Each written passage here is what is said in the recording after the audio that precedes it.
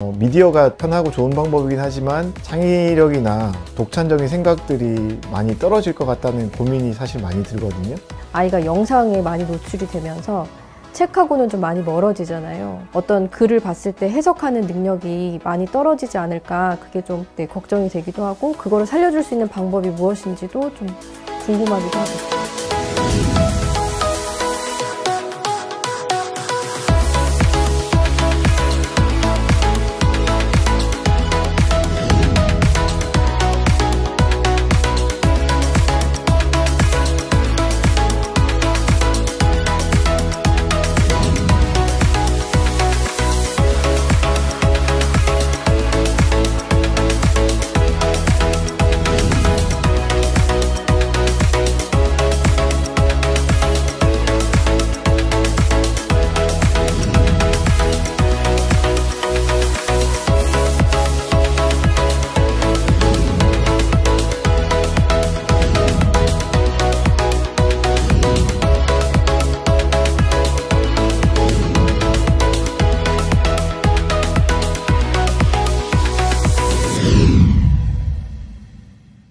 네, 안녕하세요. 2022 찾아가는 교육 정책 서비스 내 아이 디지털 미디어 리터러시 어떻게 키울까 진행을 맡은 아나운서 오승아입니다. 여러분 반갑습니다.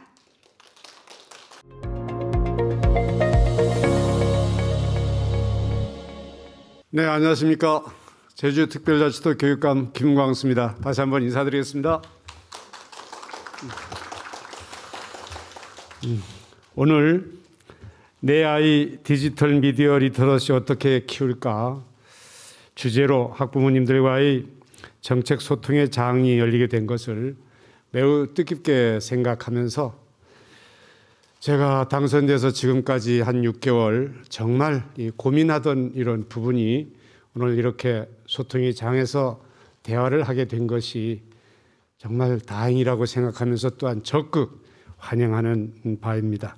특히 실시간 유튜브 중계로 함께하고 계신 모든 학부모님들 그리고 교육에 관심 있는 분들에게 정말 진심으로 환영의 뜻을 전합니다.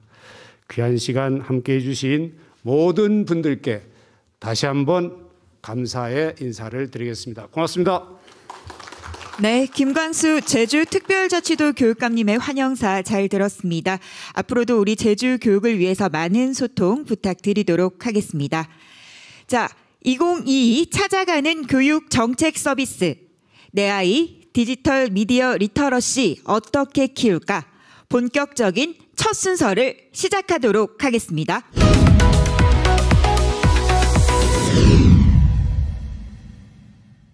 여러분들은 디지털 미디어 환경에서 여러분들의 자녀가 가장 걱정되는 부분은 어떤 것일까요? 게임이라는 글자도 보이고요. 집중력 저하, 네, 여러 가지 단어들이 있습니다. 네, 제가 한 번 더 질문 드릴게요. 내 아이가 미래를 위해 어떤 디지털 미디어 리터러시 역량을 갖추면 좋을까요? 네, 이해 및 비판 능력이 압도적으로 많이 1등을 차지했습니다. 네, 디지털 네이티브란 어린 시절부터 디지털 환경에서 성장한 세대를 뜻하는 말이라고 합니다. 바로 우리 아이들을 지칭하는 말이기도 한데요. 그래서 이번에는 이성철 부산 어린이 창의교육관 연구사님을 모시고 디지털 네이티브를 위한 미디어 교육에 대한 이야기를 들어보도록 하겠습니다. 여러분 큰 박수로 맞이해 주시기 바랍니다.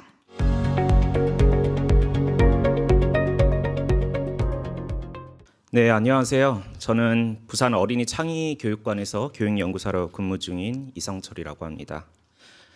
제가 오늘 학부모님들과 함께 나눌 주제는 디지털 네이티브로 살아가는 우리 아이들에게 미디어와 디지털 기술을 잘 알고 잘 사용하는 것이 왜 중요한가에 대한 내용입니다.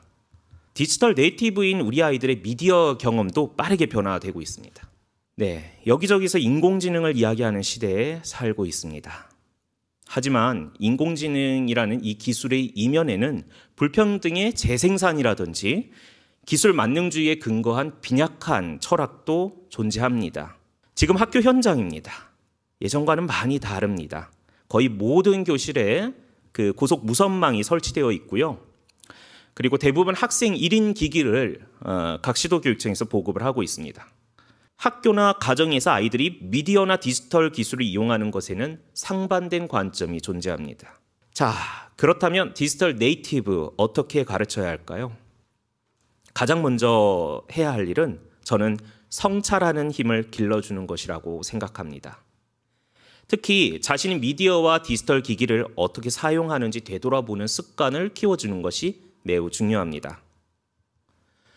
저는 이전에 학생들과 함께 종종 나의 스마트폰에는 어떤 앱이 있을까라는 주제로 이렇게 스마트폰 앱을 그려보기도 하고요. 이 앱을 왜 사용하는지 또 얼마나 많은 시간 동안 이용하는지 이런 것들을 조사하고 같이 나누어 읽는 그런 수업을 한 적이 있습니다. 그런데 가정에서 미디어와 디지털 기기 사용과 관련해서 자녀와 이야기할 때는 규칙이 정말 중요합니다. 규칙이 없다면 자녀는 이 미디어와 디지털 기기는 무한정 이용할 수 있는 공간과 시간을 가진 그런 별도의 세계로 인정하기 쉽습니다. 그러나 사실 그렇지 않죠.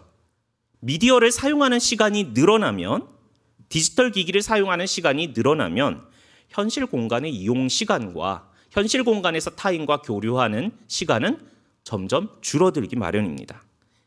결국 정해진 것은 이 시간 안에서 이 두 가지의 균형, 밸런스를 잘 지키는 것을 우리가 가르쳐야 합니다. 이것을 디지털 밸런스라고 하죠. 그렇다면 우리 가정의 스마트폰 사용 습관을 한번 체크해 보겠습니다. 네, 아마 보고 계시는 학부모님들 손으로 해당되는 것을 하나씩 접으면서 세워보겠습니다. 부모의 생각뿐 아니라 자녀가 분명하게 해당 내용을 알고 있거나 실제로 지키고 있는 약속만 세워주시기 바랍니다. 네, 세워보셨나요? 결과를 한번 볼까요? 네. 중요한 것은 우리가 교육을 하는 방법에 있어서 자녀를 어떻게 교육할 것인가에 대한 고민뿐만 아니라 나는 지금까지 어떻게 가르치고 있는가에 대해서 스스로의 양육 방법에 대해서도 비판적으로 생각해보고 더 좋은 방법을 찾는 것이 중요하다는 것입니다. 앞서 정한 규칙을 이렇게 적어서 보여주고 함께 지키려는 노력이 중요합니다. 다음의 방법으로는 협력의 힘을 가르치는 것입니다. 앞서 말씀드렸다시피 오늘날 많은 미디어와 디지털 기술은 개인화된 영역들을 파고들고 있습니다. 얘들아, 내일도 8시 30분 어때? 잠깐 내가 올렸어. 불편했다면 미안. 왜 미안하다고 생각할까요? 바로 글을 올린 시각이 늦은 시간이기 때문이에요. 오후 9시 47분. 온라인에서 다른 사람과 협력하기 전에 나의 행동으로 인한 타인의 반응을 예상해 보는 것은 정말 중요한 의사소통 능력입니다. 특히 이 아이는 구체적으로 약속 시간을 정하는 방법을 제시하고 있습니다. 느낌이나 댓글로 써달라고요. 또래 학생이 같은 모듬의 학생에게 응원의 글을 남긴 건데요. 이 글을 올 때 옆에 보이는 이 하트, 네, 이런 피드백들이 사실 좋아요 버튼 같은 것들이 디지털 공간에서는 상당히 중요한 역할을 합니다. 협력을 하는 방법을 구체적으로 알려줄 필요도 있습니다. 특히 어린아이들은 시간 정하는 방법을 잘 몰라서 모든별로 협동활동을 할 때 친구들과 굉장히 많이 다투는 원인 중에 하나고 협동학습이 잘 안 되는 이유 중에 하나예요. 달력을 꺼내서 되는 날짜, 시간 이야기해보면서 정할 수도 있습니다.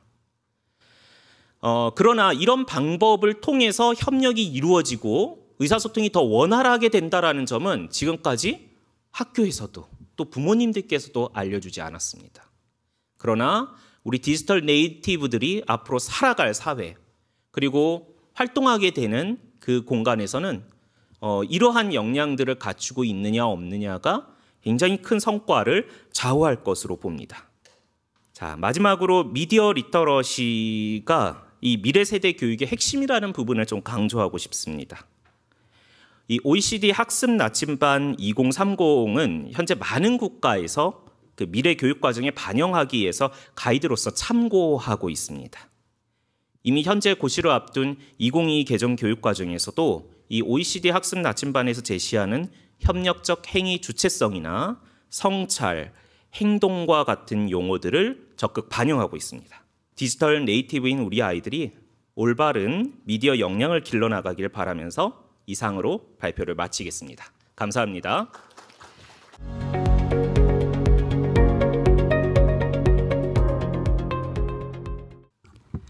네, 안녕하세요. 교육부 인성체육예술교육과장 어효진입니다. 굉장히 오늘 짱짱하신 강사진 분들께서 모이셔서 저희가 연말을 굉장히 의미 있게 학부모님들과 함께 보낼 수 있다라는 또 뿌듯한 마음이 들었고요. 그리고 무엇보다도 저희가 하고 있는 교육 정책 중에서 학부모님들과 함께 소통하고 해야 되는 과제 중에 가장 중요한 게 이게 미디어 또는 디지털 리터러시가 아닌가 생각합니다. 교육 과정을 통해서 선생님들이 좀 더 쉽고 학생들과 좀 활발하게 진행이 될 수 있도록 저희가 미디어 탐구 생활이라고 해서 주제별 미디어 교육 자료를 보급을 했고요. 그리고 이제 여기 예쁜 이런 이미지들이 결국은 하나하나가 이 미디어에서 학생들 그리고 학부모님들이 좀 주의를 하셔야 될 그런 내용들을 담은 포스터 카드입니다. 네. 그리고 지금 저희가 학교 미디어 교육 센터라고 해서 학생들이 참여할 수 있는 그런 센터들을 대구, 충북, 경기 지역에 공모를 받아서 지원을 하고 있고, 그다음에 오늘 이 행사 자체도 학부모님들과 함께 소통 참여하는 행사 중에 하나로 저희가 학부모 토크 콘서트를 작년부터 지금 준비를 해서 진행을 해오고 있습니다. 그리고 저희가 가장 신경 쓰는 부분인데요. 이 미디어 교육이라는 것이 가장 중요한 것은 학생들이 함께 참여해서 학생들 눈높이에서 필요한 미디어 교육 주제를 발굴하고 이 부분들을 정부에 좀 제안을 해주는, 그게 저희가 진짜 학생들과 함께 소통할 수 있는 미디어 교육이라고 생각을 해서 작년부터 해서 올해 2회째를 맞이하고 있습니다. 그래서 학생들이 참여하는 미디어 교육 참여단을 운영하고 있고, 이 학생들이 실제로 주제들을 정했습니다. 선생님과 함께 주제를 정하고 그 주제를 가지고 한 3, 4개월 동안 탐구를 합니다. 그리고 올 연말에 학생들이 도출한 결론을 가지고 함께 성과를 발표하는 1월 초에 저희가 성과 공유 자리를 마련할 계획입니다. 네, 이제 마지막입니다. 이제 디지털 미디어 문해 교육이라는 것이 교육부에서 좀 정책적으로 준비하고 챙기기 시작한 게 이제 불과 한 2, 3년밖에 되지 않습니다. 그래서 아직 부족한 부분들은 있지만 굉장히 교육부가 신경을 쓰고 있다라는 부분, 그리고 교육부가 이제 최종 올 연말 또는 내년 연초에 크게 직제 개편이 있습니다. 직제 개편이 있고 거기서 가장 중요한 내용 중에 하나가 디지털 교육국이 만들어집니다. 그렇게 되면 좀 더 교육부 자체에서도 학생들에게 안정적인 그리고 보다 전문적인 디지털 교육 정책을 지원해 줄 수 있을 것이라고 기대하고 있고요. 저희 23년도에도 아까 소개를 해드린 것처럼 선생님들이 학교에서 학생들과 디지털 미디어 교육이 좀 내실 있게 운영될 수 있도록 저희가 프로그램들을 지원하고 할 예정이고요. 그리고 이제 학업 중단 학생이라든지 다문화 학생, 장애 학생들은 아무래도 일반 교육보다 더 디지털 미디어 교육에 좀 접근이 어려울 수 있습니다. 그래서 이 학생들을 위한 프로그램들을 저희가 좀 23년도에는 중점적으로 개발할 계획입니다. 그리고 물론 학부모님들 그리고 선생님, 학생들과 계속 소통하고 참여하는 그런 교육 프로그램들을 저희가 좀 더 많이 만들 수 있도록 노력을 하겠습니다. 네, 제가 좀 뒤에 계신 선생님들이 좀 충분히 말씀을 드릴 수 있도록 좀 짧게 진행을 하려고 했는데 하다 보니까 좀 여러 가지 말씀을 많이 드리고 싶어서 좀 길어진 것 같습니다. 오늘 뵙게 돼서 너무 반갑고요. 끝까지 저희와 함께 해주시기를 부탁드리겠습니다. 정말 감사합니다.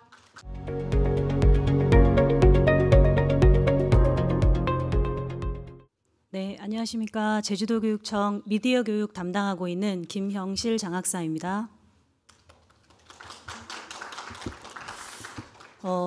앞선 특강 강사님들 말씀도 그렇고 저희 교육부 과장님 말씀도 그렇고 미디어 교육은 마치 생물처럼 계속 변화하고 있고 고정되어 있지 않고, 그래서 정책 또한 그에 맞게 탄력적으로 대응하기가 상당히 어려운 것이 사실입니다. 저희 제주도교육청은 미디어 문해교육의 가장 궁극적인 목적, 도달해야 될 지향점이 디지털 시민성 함양에 있다고 생각을 합니다. 첫 번째, 디지털 시민성 함양을 위한 미디어 교육 활성화를 위해서 크게 두 가지의 중점을 두고 있습니다. 미디어 리터러시 모델 학교의 중점 추진 과제를 잠깐 설명해 드리면, 첫 번째는 프로젝트 수업입니다. 두 번째는 학생 중심의 교육 활동입니다. 교원들의 역량을 높이기 위해서 자료 정보 공유 활동을 하고 연수 기회도 자주 갖고 그리고 미디어 리터러시 연구회를 꾸려서 뭐 주로 국어, 정보, 사회교과 선생님 그리고 가급적 동학년의 선생님들이 모두 연대해서 함께하는 연구회 활동 운영을 권장드렸습니다. 그리고 마무리로 참여와 소통의 활동을 적극적으로 활성화하기 위해서 함께하는 미디어 교육 행사를 해 주십사 권장드렸습니다. 가정 및 지역 연계, 공유와 나눔의 미디어 교육 행사를 저희 미디어 리터러시 모델 학교의 중점 추진 과제로 삼았었습니다. 저희 제주도교육청 미디어 문해교육 중점 두 번째 과제는 교원 연수 과정 운영 시간 확보입니다. 교육부에서 좀 전에 말씀하셨던 미디어 탐구 생활 등의 자료 개발은 교육부와 17개 시도가 함께하는 작업이 되겠습니다. 저희 미디어 리터러시 모델 학교를 직접 운영했던 선생님의 얘기를 오랜 기간 듣는 것이 좋을 것 같다는 생각이 들어서 저는 이만 마치도록 하겠습니다. 오늘 온오프라인 함께해 주신 학부모님들께 진심으로 감사드립니다. 끝까지 함께해 주시기 바랍니다. 감사합니다.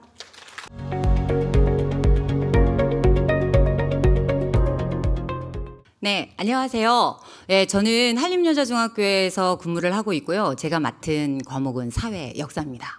그러면 제가 지금 소개를 받았던 것처럼 미디어 리터러시 모델 학교는 도대체 어떻게 운영하는지 굉장히 궁금하실 건데 저희 학교는 지금 보시는 바와 같이 푸른 바다가 보이는 협재 바다가 보이는 한림여중입니다. 한림여중은 1964년 개교 이래로 교훈이 순결로 사용을 했습니다. 네, 깜짝 놀라셨죠? 네, 그래서 제가 작년에 공론화 과정을 통해서 아이가 문구를 공모했는데요. 긍정적인 마음, 창의적인 생각, 적극적인 행동으로 이렇게 바꿨는데 제가 굉장히 놀랬던 건 그 코로나 상황이어서 이렇게 공론하기가 쉽지 않은 상황이었는데도 불구하고 구글 클래스로 이용해서 이런 설문조사가 가능했고요. 또 아이들이 교훈 챌린지라고 해서 모든 영상을 찍고 인스타그램에 올리면서 홍보하는 걸 보면서 아, 나는 이제 끝이 났나 보다라고 생각을 했었습니다. 그러면 저는 이런 학교에서 어떻게 생활을 하냐면 보시면 아시겠지만 저는 체육대회 때 항상 새벽에 가서 미용실을 가서 이렇게 아이들과 함께하는 한림여중 간판교사 이현주입니다. 다시 한번 소개해드리겠습니다. 네, 감사합니다. 좋아요. 이런 환호가 있으면 어머니들, 아이들도 마찬가지거든요. 그러면 선생님이 엄청 열심히 수업을 할 수 있다는 거죠. 예, 저는 처음에 미디어 리터러시 모델 학교를 조금 해달라고 했을 때 굉장히 흔쾌하게 오케이를 했던 교사예요. 예, 굉장히 자신감이 넘쳤습니다. 왜? 저는 이런 수업을 해왔었거든요. 지금 보시면 아시겠지만 제주 여행 무료. 굉장히 끌리죠. 하지만 저 QR코드를 찍고 나면 4.3의 아픔이 있는 제주가 보입니다. 네. 그리고 옆에 걸 보면 어느 학생이 그 사과나무라는 자작시를 통해서 저희가 사이버 폭력의 아픔을 그래서 예방 교육도 했었고요. 그리고 요거는 제가 그 신문을 아이들이 정말 읽지 않는데 저는 정말 그 활자화된 그 신문의 중요성을 좀 아이들에게 알려주고 싶었어요. 그래서 지금 제주도가 이제 렌터카로 굉장히 몸살이 좀 심해요. 그러면 아이들에게 이런 기사를 보고 앞으로 예상 기사를 한번 만들어 봐라 했더니 이젠 렌터카의 시대가 아니라 렌터홀스라는 이제 말을 빌려 타는 친환경으로 가겠다는 거죠. 얼마나 창의적입니까? 예. 그런데다가 제가 역사 시간에 6.25 전쟁을 가르치면 굉장히 마음 아픈 역사죠. 근데 제가 조금 바꿨어요. 6.25 전쟁과 관련된 노래를 한번 찾아보자. 그때 왜냐면 그 트로트가 굉장히 그래서 애들이 찾았어요. 눈보라가 휘날리는 막 이래서 굿세어라 금수나. 여러분 보시면 아시겠지만 이 코너가 코인 노래방에 좀 애들이 굉장히 좋아해요. 그래서 코인 노래방에 그 배경화면으로서 사용할 수 있는 걸 한번 우리가 만들어보자였던 거였거든요. 또 지금 보시면 아시겠지만 2020년에 저희가 코로나가 되면서 이 교실 속 풍경은 이렇게 바뀌었어요. 아이들에게는 이 5가지가 필요하다 하더라고요. 첫 번째는 신뢰할 만한 정보를 찾아내는 능력. 그리고 두 번째는 비판적인 이해와 분석. 그다음 세 번째는 효율적으로 디지털 미디어를 활용하는 방법. 그리고 네 번째가 창조적인, 창의적인 콘텐츠를 생산해내는 능력. 그리고 마지막 다섯 번째가 책임감을 가지고 참여하는 능력이더라고요. 한림해녀가 처음에 독도에 가서 생활 근거지를 마련해줬다라는 증거가 저기 보이는데, 이 강치를 지금 쓰다듬고 있는 게 한림해녀세요. 그러니까 그것의 어떤 증거거든요. 그래서 아이들이 여기를 홍보하기 위한 브이로그도 만들어봤고, 제주해녀가 사랑한 섬 독도 프로젝트라고 해서 미술 선생님과 함께 이렇게 상징하는 이렇게 엠블럼도 만들어봤습니다. 그리고 이거를 가지고 티셔츠도 제작했고, 또 독도수호대가 독도 플래시몹을 만들어서 아이들이 요즘에 정말 잘 올리는 틱톡에도 올려서 애들이 무조건 찾아가서 좋아요를 눌러요라고 해서 저도 눌렀습니다. 그리고 어머니들 요즘에 학교 참여하기 쉽지 않아요. 다 이게 자기 직장도 있고, 그래서 저는 주말에 엄마와 딸이 함께하는 학부모 독서 연수를 원격 연수로 진행을 했고요. 저는 미디어 리터러시 모델 학교 중에서 가장 중요한 부분은 지역과 함께 하는 거라고 생각을 하거든요. 그래서 우리 제주도만의 미디어 리터러시가 이 모델처럼 되어야 된다고 생각을 해서, 요거는 학생이 우리 할머니가 제주어를 제일 많이 구사를 잘 하세요. 그래서 빙떡을 만드는 할머니를 브이로그를 이제 촬영을 한 겁니다. 근데 한 30-40년 동안 제사 때 빙떡을 만드셨던 할머니가 손주가 이 영상을 촬영한다고 하니까 너무 떨리셨던 거예요. 그래서 빙떡을 말다가 망쳐요. 그랬더니 할머니가 아고 이거 어떡할 건 이게 하는 그 언어가 아이들에게는 굉장히 새롭게 들렸을 뿐만 아니라 저도 너무 좋더라고요. 되게 정감 있고. 그래서 저는 이렇게 생각합니다. 아까 처음 제가 말씀드렸던 이 5가지가 꼭 순서대로 이루어지지 않더라도 어느 하나만 교육적으로 되어진다면 아이들은 더 많이, 제가 기대했던 것보다 더 많은 걸 해내더라고요. 그래서 지금은 아이들이 지난번엔 제주도의회에서 저출산 극복에 관련된 짤 영상을 공모했었는데, 우리 아이들이 다 나가서 상을 휩쓸어서 왔거든요. 그래서 애들이 그런 거에 대해서 굉장히 적극적으로 참여를 한다는 겁니다. 그래서 앞으로 한림여중이 만들어가는 미디어 세상, 여러분 쭉 지켜봐 주시고요. 그리고 오랜 시간 이렇게 잘 들어주셔서 너무 감사드립니다. 이상입니다.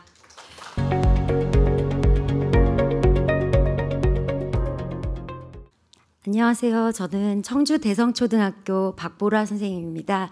제가 오늘 들려드릴 이야기 진심으로 같이 공감해 주시면 감사하겠습니다. 재미와 의미가 가득한 교실 이야기, 우리 메린이들이 달라졌어요. 본격적으로 시작하겠습니다. 저는 청주 대성초등학교 4학년 매화반 담임 선생님인데요. 매화반 어린이의 줄임말인 메린이라는 것이 저희들의 이제 공식적인 호칭이에요. 그래서 학생들과 함께 지금 메린이들과 이제 사회와 국어, 도덕, 수학 교과를 함께 융합해서 따로 또 같이 화이부동 프로젝트를 제가 좀 설계를 해보았습니다. 제가 학생들을 좀 데려왔어요. 모습들 같이 봐주시면 좋겠습니다. 저 지금 기다리고 있는데 제가 오늘 힘을 내서 열심히 할 예정입니다. 우선 수업을 설계하기 이전에 학생들에 대한 파악이 더 중요하다는 생각이 제가 드는데요. 학생들의 참여 활동, 그리고 또 학생들이 중심이 돼서 하는 수업들이 전개가 되려면 프로젝트 수업이 더 많이 활성화되어야 된다고 생각을 하는데요. 다양한 사회 변화에 대해서 교과서 속에는 저출산, 고령화, 그리고 정보화 세계화라는 4개의 굵직한 테마가 있는데요.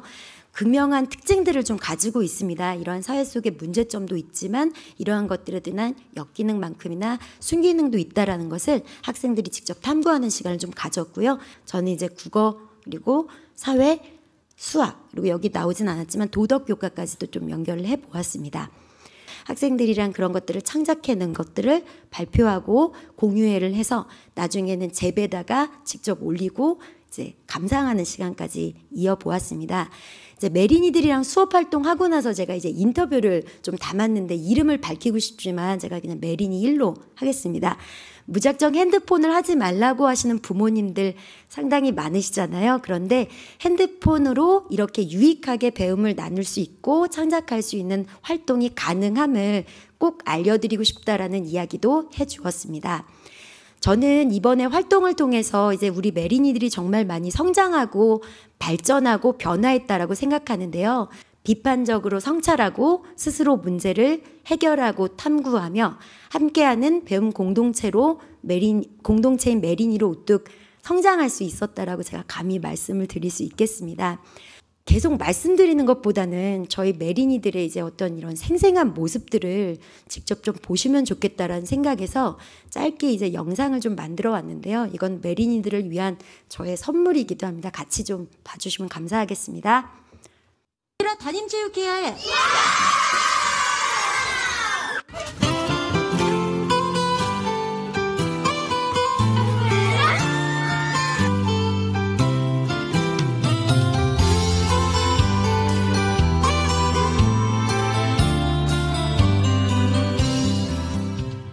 디지털 미디어 리터러시는 더 이상 이제 선택이 아닌 필수라고 생각합니다. 미래 교육의 빠름도 중요하지만 현행 교육의 발음도 중요하다라고 생각하는데요. 우리의 꿈과 희망인 어린이들이 디지털 미디어 리터러시 성숙한 시민으로 성장할 수 있도록 모두가 함께 고민하고 중지를 모아야 할 때라고 생각합니다. 부족한 발표 잘 들어주셔서 감사합니다. 이것으로 발표를 마치겠습니다. 감사합니다.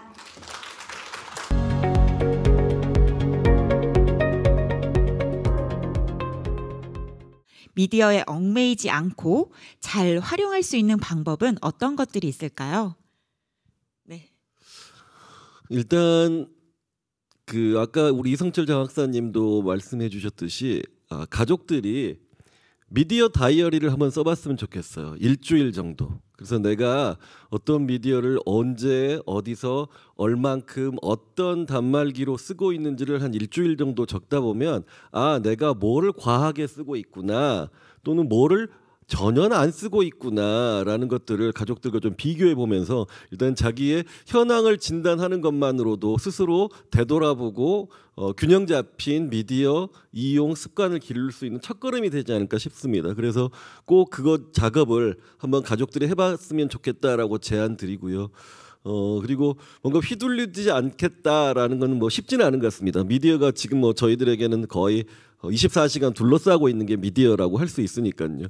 미디어 리터러시 교육 추진 시 어려운 점이 있나요? 아니면 교육부에게 협조를 구하고 싶은 점이 있다면? 하고 질문해 주셨습니다. 네, 장학사님 답변 부탁드릴게요. 끊임없이 관심을 갖고 일관성 있게 정책을 추진해 주셨으면 좋겠다라는 점, 그리고 이제 우리 제주도 같은 경우는 미디어 센터도 있지 않고 유관기관을 찾기가 사실상 굉장히 힘들어서 미디어 교육을 지역과 유관기관과 함께 해 나가기가 환경적으로 대단히 어려운 지역입니다. 그래서 교육부에게 저희가 바라는 점은 그런 저희와 함께 할 수 있는 유관기관에 대한 정보를 주시면 저희가 사업을 추진할 때 훨씬 도움이 되지 않을까. 지속적인 관심 그리고 유관기관 등의 정보 끊임없이 공유해 주시면 사업 추진할 때 굉장한 도움이 될 것 같습니다. 현재 중학교 현장에서 미디어 리터러시 교육을 담당하시면서 정말 이 교육 꼭 우리 아이들에게 필요하다라고 느끼는 순간들이 있으셨을까요? 이 미디어 리터러시 교육에서 굉장히 중요한 거는 교원들의 역량도 굉장히 중요하구나라고 생각을 했어요. 그러고 나서 애들한테 이야기를 해줬을 때 훨씬 더 미디어에 대한 접근도 아이들이 이래서 더 많이 배워야겠구나라는 걸 내가 강의식이 아니어도 아이들이 느낄 수 있더라고요. 그래서 그런 부분을 접했을 때 아이들이 좀 성장하는 게 좀 보여졌을 때 또 그걸 통해서 또 저도 성장할 때 이럴 때 굉장히 뿌듯함을 느끼는 것 같습니다. 우리 학부모들을 위해서 대상으로 하는 그런 교육이 있을지 그런 계획이나 이런 거 들어보고 싶습니다.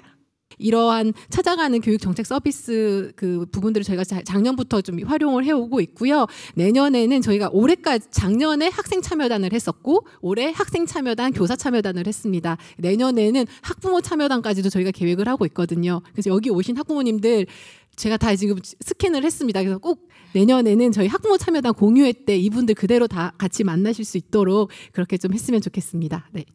네, 요즘 시대가 변화한 만큼 초등학생들의 미디어 활용도가 늘어나고 찾지 않아도 무분별하게 나오는 자극적인 영상들이 아주 많습니다. 이러한 영상들이 우리 아이들에게 호기심을 일으키고 그곳에 빠져들게 되는 과정들이 또 보이기도 하는데요.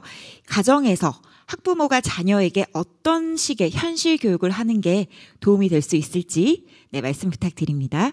우선 팁을 좀 드리자면 교과서 속에 나오는 어떤 주제들이 있잖아요.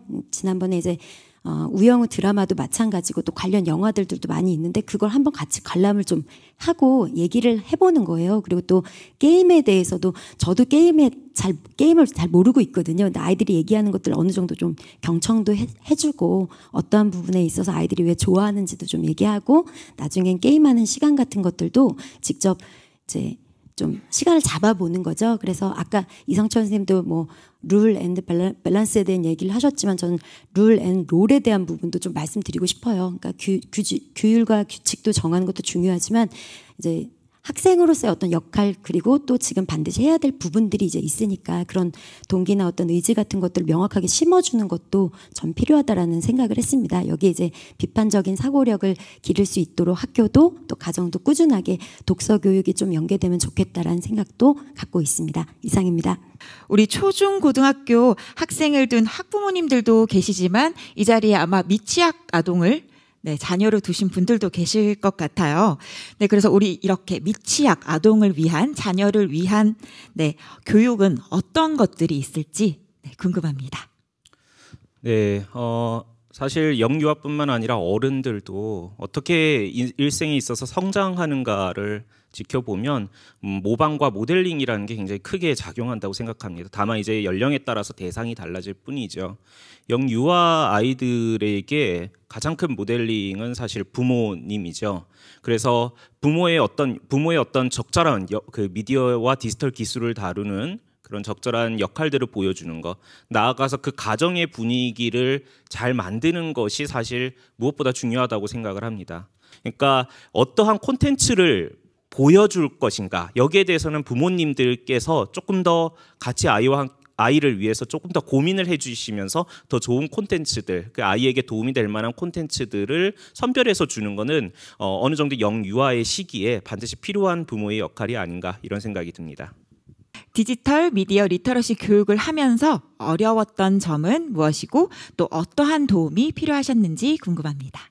이러한 어려움들을 조금 더 해결할 수 있는 부분은 그런 전문성을 좀 보완해 줄 수 있는 센터의 어떤 이렇게 거버넌스 이런 것들이 조금 마련해지면 어떨까라는 생각, 그리고 또 예산 같은 것들이 조금 더 확보가 되고 기기가 확실하게 서포팅이 좀 되고 한다면 학생들의 그런 퀄리티 있는 어떤 결과물이 좀 나오지 않을까 생각합니다. 근데 저는 결과물도 결과물이지만 이걸 만들어가는 과정 속에서 학생들이랑 배운 것들이 훨씬 더 많았기에 이 수업은 어려움이 있음에도 불구하고 내년에도 계속 트라이할 예정입니다.